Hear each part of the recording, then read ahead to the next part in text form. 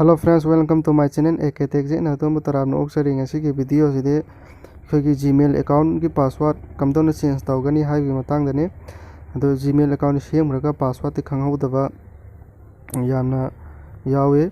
aduna video si loifam tang yengbiyo ei video sida fajana haijage ado first ahan bada Chrome da changbirani Chrome changbira matungda Gmail account password change na nambirani adu nambira matungda khitang si thola matungda khitang chingkhatpirani chingkhatpira matungda change password Google account sida nambirani si nambira matungda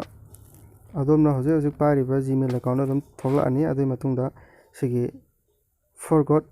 password sida nambirani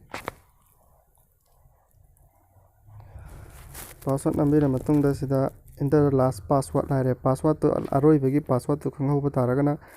aroi bagi password to nambiri haraga sida next tawraga adum yai karigumba sumkhang khangho dre hai taraga so sigi try another way sida nambirani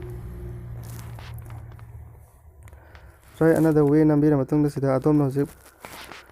pamiba password to nauna hapiro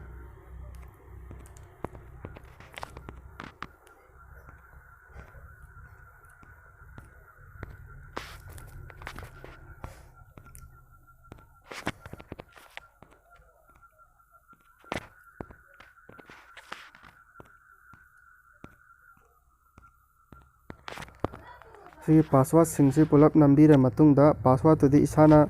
munna khanghaudragana password to karino mathak sige makha sige manaribra haibdu yingarga sige mit ki icon ma yi ise sige nambiraga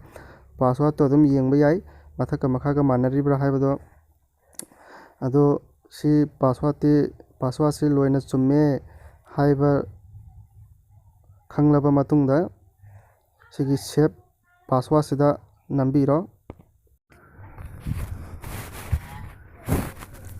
okay save password to nambikhra matungda sumena thola ani success your have changed your password to change tawkhre loikhre ado ngasi gi video asi sara sum loisanjarage mathangi video pamaga so comment da habiro aduga aigi channel asibu subscribe tawbiyo।